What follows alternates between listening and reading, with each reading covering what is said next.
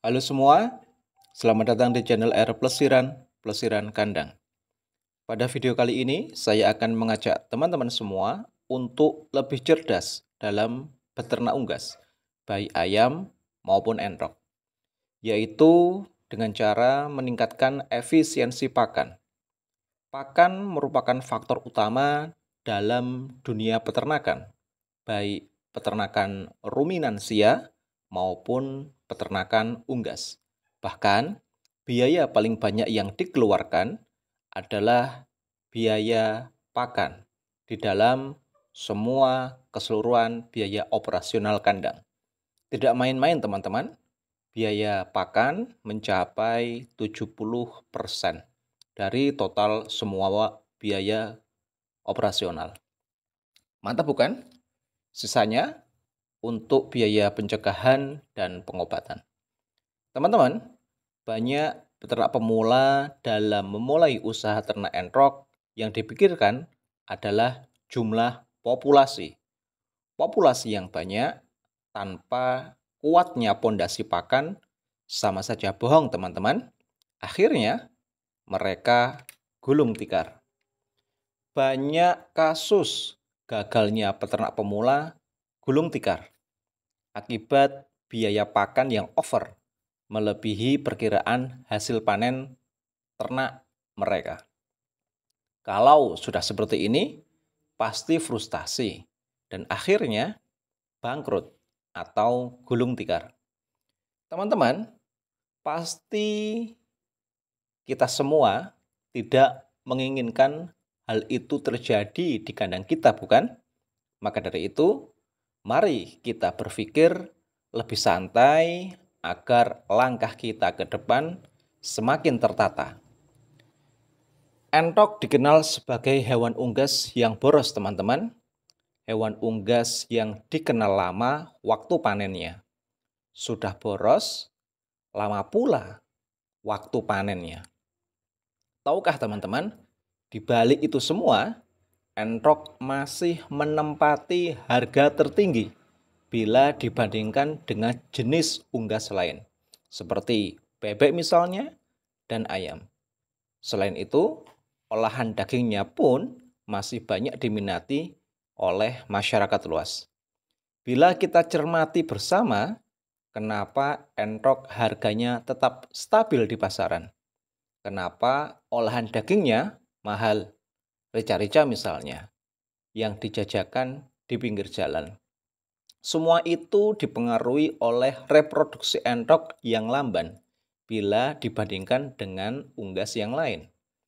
Setelah berproduksi lebih dari 8 kali, entok betina mengalami molting atau ganti bulu yang cukup lama, yaitu sekitar 3 bulan. Di masa molting, entok macet produksi, teman-teman. Setelah molting, entok tidak langsung bertelur. Butuh waktu sekitar 2 minggu untuk mematangkan ovumnya atau reproduksinya. Setelah kawin, jumlah telur yang dihasilkan pun melebihi unggas lain sampai 20 butir. Setelah bertelur, butuh waktu selama 28 hari untuk menetas atau bahkan malah ada yang sampai 35 hari. Ini lebih lama bila dibandingkan ayam misalnya yang hanya bertelur 12 butir dan membutuhkan waktu 22 hari untuk menetaskan telur-telurnya. Belum lagi masa panen di usia 8 bulan minimal sebagai syarat agar olahan dagingnya semakin enak. Hal ini yang menyebabkan harga entok mahal, teman-teman, dan peminatnya semakin banyak. Teman-teman, ini merupakan peluang usaha yang harus digarap dengan cerdas agar kebutuhan daging entok tercukupi. Tugas kita sebagai peternak sangat simpel, yaitu perbanyak jumlah ternak entok kita agar bisa panen lebih banyak. Untuk mampu mewujudkan semuanya, siapkan pondasi pakan terlebih dahulu, teman-teman.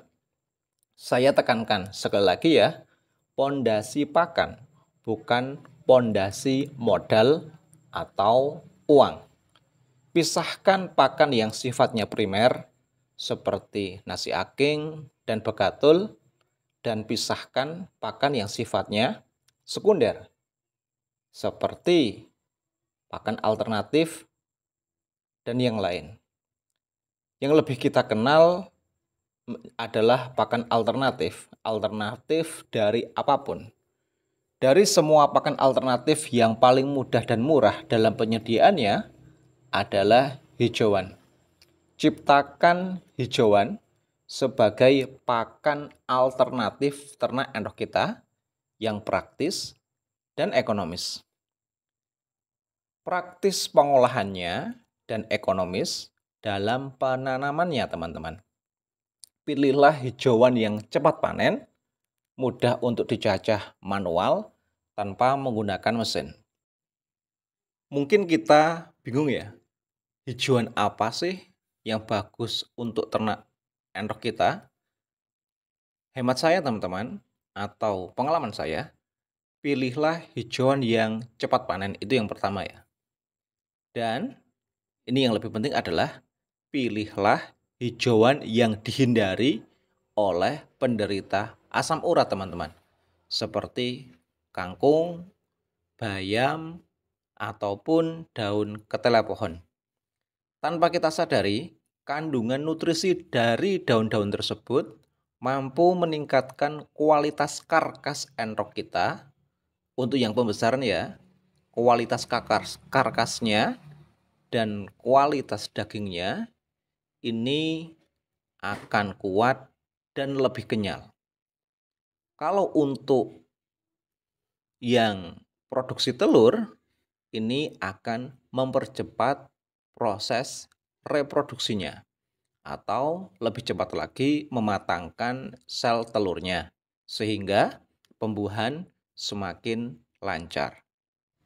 Dan yang jelas adalah ketika endok kita diberikan hijauan, maka rasa kenyang pun akan lebih lama.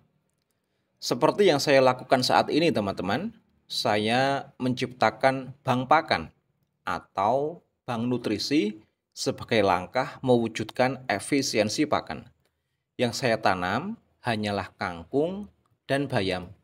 Hanya 2 minggu, teman-teman, hijauan ini sudah bisa kembali dipanen setelah saya panen. Teman-teman, dengan adanya hijauan sebagai pakan alternatif, ini merupakan wujud efisiensi pakan pertumbuhan endok kita. Semakin kita sering memberikan hijauan ke ternak endok kita ataupun ke ayam-ayam kita, maka pertumbuhannya pun akan semakin stabil sesuai dengan umurnya. Bentuk tulangannya pun akan sehat, lebih lebar, dan dagingnya pun lebih kenyal, tidak mengalami obesitas. Kalau kita fokus dengan menggunakan pakan pabrikan, pur misalnya, itu dagingnya banyak, tetapi karkasnya atau tulangannya itu lemas, teman-teman, karena obesitas. Dan akhirnya endok baru berjalan 3 langkah, 5 langkah, langsung gak kuat. Diam saja dan akhirnya nanti rentan terkena penyakit. Penyediaannya sangat mudah, teman-teman, ketika kita menggunakan hijauan sebagai pakan alternatif. Saya hanya memetiknya dan tanpa dicacah. Mengingat hijauan yang saya tanam ini adalah hijauan yang lunak ya. Batangnya pun sangat lunak, daunnya pun juga sangat lunak. Jadi tidak perlu dicacah manual ataupun menggunakan mesin. Jadi seperti yang saat ini saya lakukan, teman-teman.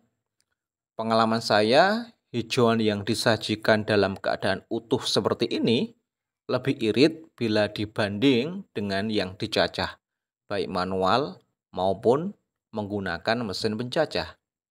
Entok dan ayam-ayam saya memakan sesuai kebutuhannya, sehingga lebih irit. Bila kita mampu konsisten teman-teman melakukan hal ini, pemberian pakan ternak entok dan ayam kita cukup 1 kali sehari. Dan hasilnya lebih irit pakan.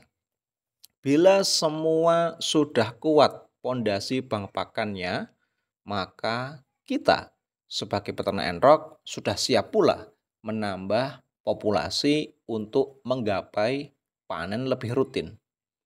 Oke teman-teman, kita perlu menciptakan hijauan sebagai pakan entok lebih banyak, sehingga mampu menekan biaya pakan harian ternak entok kita di kandang kita. Tetap semangat ya teman-teman ya, dalam berternak, jaga kesehatan, ciptakan inovasi. Sebenarnya apapun itu bisa menjadi pakan teman-teman. Yang menjadi masalah adalah kita memberikan entok pakannya itu kan harian. Maka kita harus memilih pakan alternatif yang mampu dipanen dalam rentan waktu lebih cepat. Seperti dulu itu saya menggunakan gedebok pisang. Tetapi ketika habis semua dan sudah tidak ada gedebok pisang lagi yang saya buat pakan fermentasi, maka saya beralih dengan menggunakan hijauan. Saya tanam kangkung, saya tanam bayam, saya tanam indigo vera. Ini untuk apa? Supaya nanti ketika saya memetik hari ini, maka 5 hari ke depan atau 7 hari ke depan atau lama-lamanya ya 14 hari ke depan, tanaman tersebut sudah bisa saya panen kembali.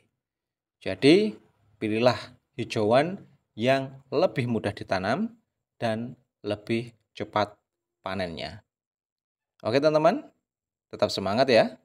Semoga video ini bermanfaat dan jangan lupa untuk saling berkomunikasi teman-teman, saling bertukar pikiran sehingga kita semua dapat bersinergi dan tumbuh bersama dalam mengembangkan ternak entok kita. Sampai jumpa di video selanjutnya hanya di channel R Plesiran Kandang.